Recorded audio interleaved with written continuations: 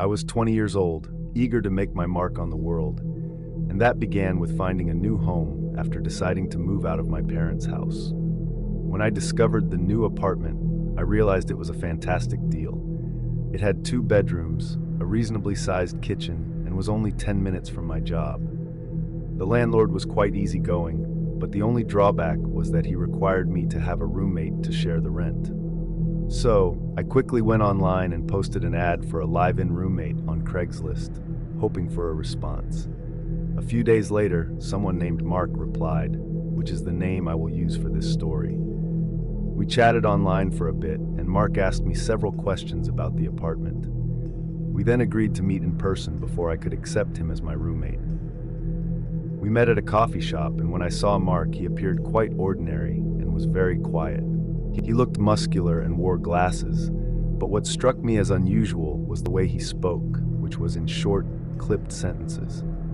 When I inquired about his job, Mark told me he was a data analyst and mentioned that he would mostly be home. I thought that would be fine since I would be at my office job or spending time with friends elsewhere. He didn't seem like the type to throw wild parties, which I appreciated. So, we signed the lease together and moved into the apartment as roommates. Alright, let's dive into the more intriguing part of my story. So, the first month living with Mark was pretty chill, even though it felt a little strange. I noticed that Mark spent a ton of time in his room. Every time I woke up from a nap, he'd be holed up in there, and when I got back from work, he was still MIA. I could hear his keyboard softly clacking whenever I walked past his door. Whenever I spotted him in the hallway, I'd try to say hi, but he'd either just give a nod or completely brush me off before retreating to his room. But hey, he paid his rent on time, kept his area tidy, and was generally quiet.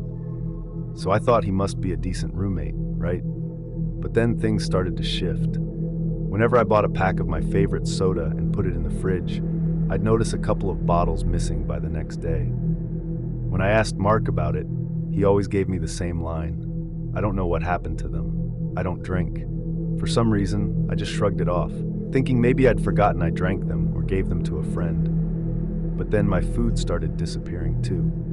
It wasn't a ton at once, just a slice of deli meat here and a few grapes there. One morning, I opened a new box of cereal and found it already opened with half the contents gone. I knew I had to confront him again. So I found Mark messing around in his room and decided to be more direct this time. Seriously, Mark, have you been having friends over? My food keeps vanishing. He looked at me like I was nuts and said flatly, "No one else has been." My bedroom door didn't have a lock, and I never thought I needed one until after that conversation. Suddenly, I started feeling exposed, and I began to notice little things out of place, like a book I'd left on my nightstand would be slightly moved, or my phone charger, which I always kept wrapped up, would somehow be undone when I went to use it. Then one morning, I could have sworn my toothbrush felt a bit wet, like someone else had used it before me. But soon, the real fear kicked in, and that's when I began to see the real Mark. I'd just be sitting in the living room reading or watching TV, and I'd look over to see him standing silently in the hallway just watching. He wouldn't say a word or make a sound, and before I could even say anything, he'd turn around and I'd hear the door to his room close behind him. It felt uncomfortable, like Mark was possessed by something eerie. Then one night, I woke up to use the bathroom at 3 a.m., and as I walked past the living room, I saw him. Mark was sitting on the couch just staring at the TV, which was showing nothing but static. He sat there completely still, only blinking like some kind of weird bug. Mark. He jumped as if I'd startled him out of a trance, and then he whipped his head towards me, his glasses reflecting the TV light.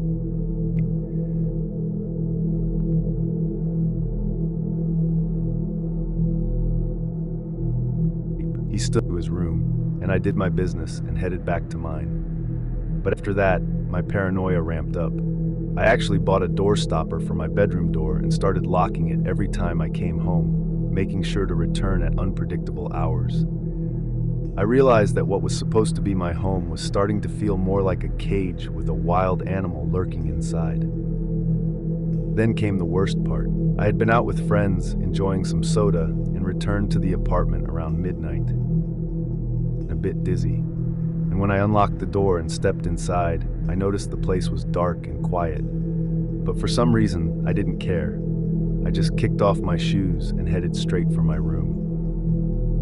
As I approached my door, I noticed a glow coming from underneath it, and I could hear a faint scratching sound. My stomach dropped, and I stood there listening to the rhythmic, delicate scratching. My heart was racing, and I realized Mark had to be in my room. He was invading my space.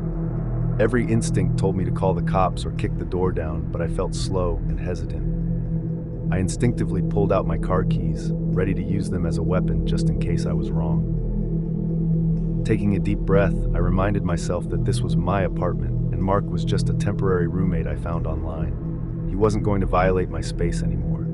So, without saying a word, I turned the door knob and shoved the door open, flipping on the light. My face went pale. There was Mark sitting cross-legged on my bed with my laptop open. I cleared my throat, and he looked up startled. His eyes widened behind his glasses. He chuckled, saying, "You're back kind of early." The sight of him casually sitting on my bed, fiddling with my personal stuff in the dead of night, was more terrifying than any monster. It felt like a total invasion. I pointed at my laptop and asked, "What are you doing?" "I'm just cleaning it," he replied. But I noticed he didn't have any cleaning supplies, just a hammer and a screwdriver beside him. I stared at him, unable to find the words, feeling anger bubbling up inside me. His complete disregard for boundaries was infuriating, and I could feel sweat forming on my forehead. Without any hesitation, I snapped at him to get out of my room right now and take his creepy tools with him. Mark didn't say a word as he closed my laptop, placed it on my bed, then grabbed the hammer and screwdriver, walking past me without another. I heard the door to his room click softly shut behind him. Here I was, standing in my room, trembling with fear, and my hands shaking uncontrollably. Did Mark really think I'd buy his excuse about cleaning my laptop with a hammer and screwdriver? That night, I couldn't sleep. I packed a small bag, locked my door from the inside, and shoved a door wedge in place, staying up as long as I could, listening intently. The next morning, I left the apartment and called my friend David, telling him I needed a place to crash for a few days. I made up a story about a plumbing leak in the bathroom. When I returned to the apartment a week later, while Mark was at his so-called remote office meeting, which I never believed anyway, I packed up all my stuff, hired a moving company, and got out of there. Sure, I had to pay a penalty to break the lease, which hurt my wallet, but the relief was immediate and overwhelming.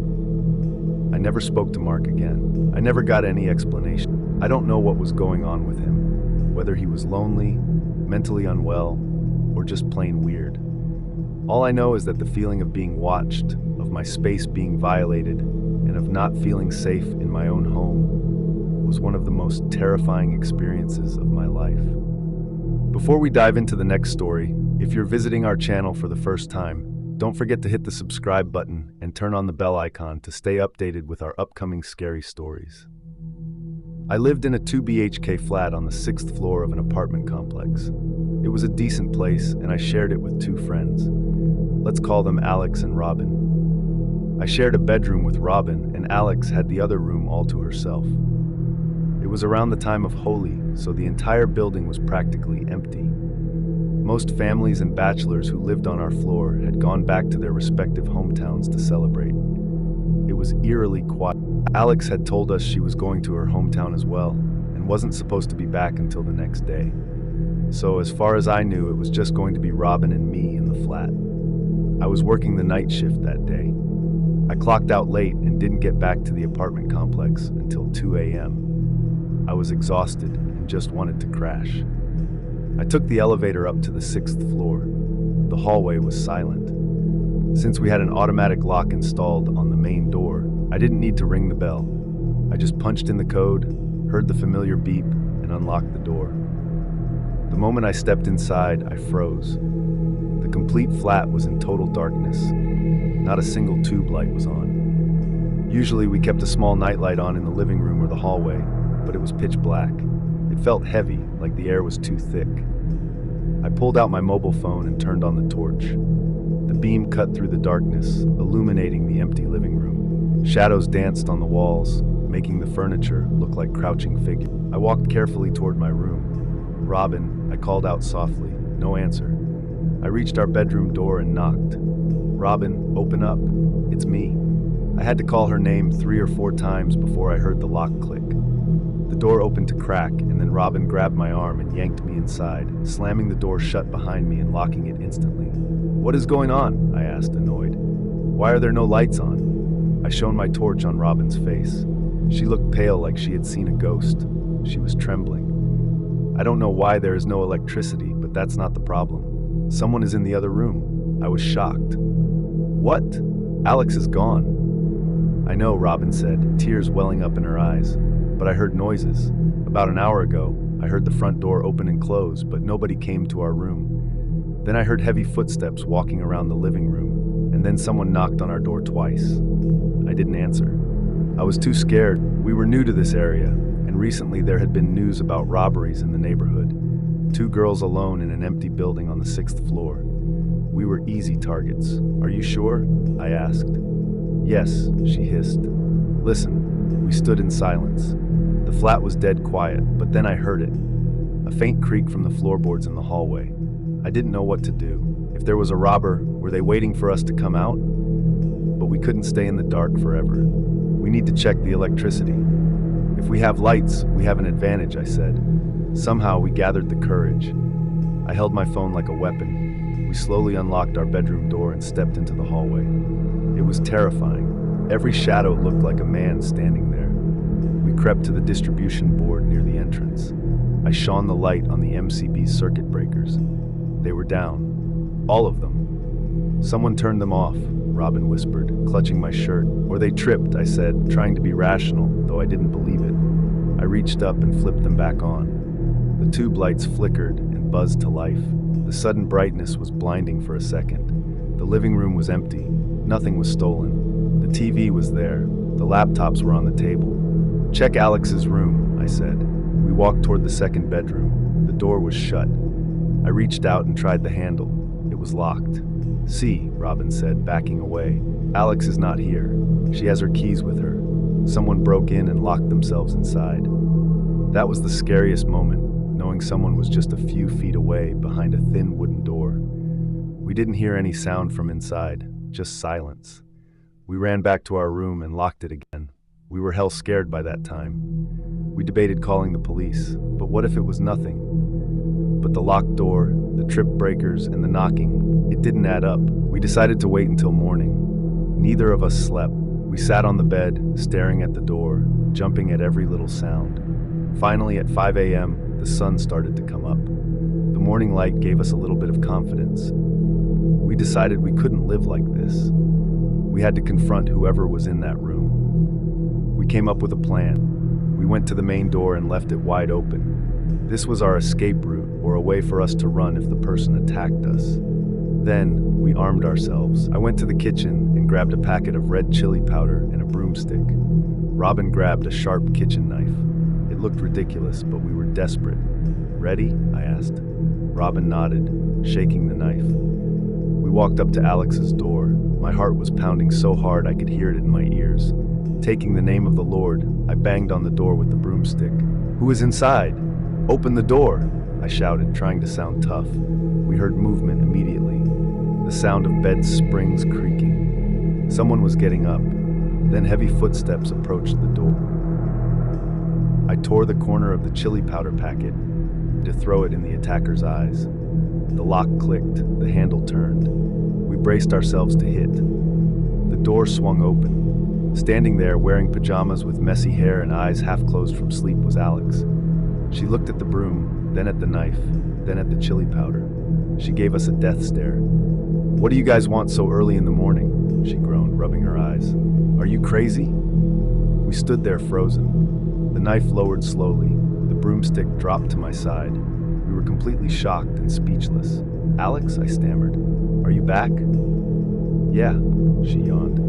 "I came back a day early. My phone died on the way, so I couldn't text you. I got in around 1 a.m. I was super tired, so I just crashed." "But the lights?" Robin asked. "Oh yeah, the iron was acting weird when I plugged it in to smooth out my shirt for work tomorrow. It sparked, and everything went dark. I didn't know how to fix the MCB, so I just went to sleep. I figured I'd ask you guys in the morning. And the knocking? Robin asked. I knocked on your door to tell you the power was out, but you guys didn't answer, so I assumed you were asleep. We just stared at her. Not even a single time during the whole night did it occur to us that it could be Alex. Nothing. I finally answered, "Go back to sleep." We went back to our room, closed the door, and looked at each other. The tension broke, and we started laughing. We laughed until our stomachs hurt.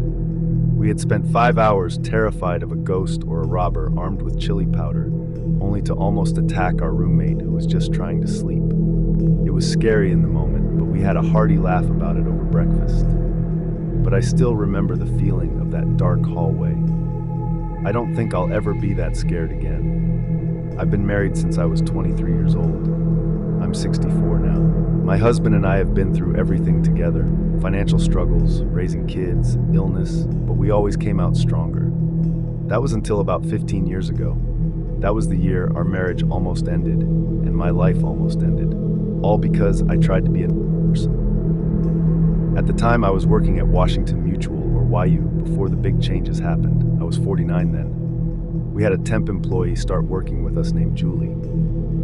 It was funny at first because that's my name too. So we instantly had that little connection. Julie was around my age, maybe a few years younger, but life had been much harder on her. She looked tired, not just sleepy, but worn down to the bone. I found out pretty quickly that she was living out of her car in the parking lot. She didn't get along with her adult daughter, and she had absolutely no support system.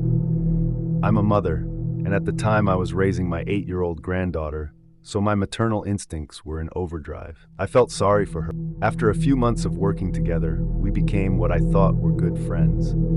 She seemed normal, just down on her luck. Since my husband and I owned a large 5-bedroom house, it felt ridiculous that she was sleeping in her car while I had empty rooms gathering dust.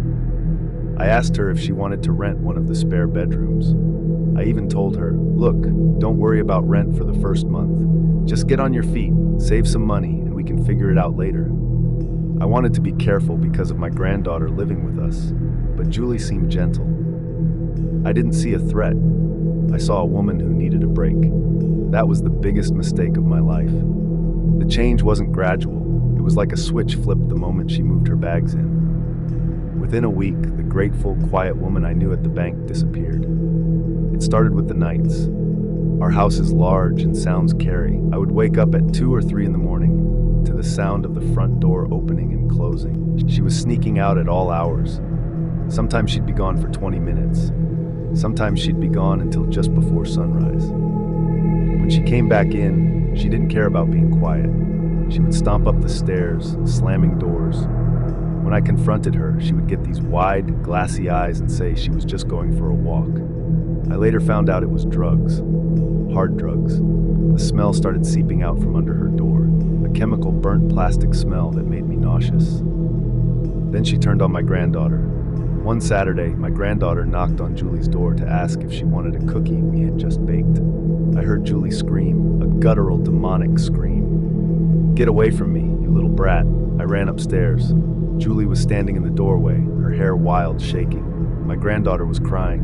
When Julie saw me, her face instantly changed to a fake smile. She just startled me. That's all she said. But the look in her eyes was cold. It was predatory. The scariest part, though, was what she did to my husband and me. She was smart. She knew she couldn't fight us both, so she tried to separate us.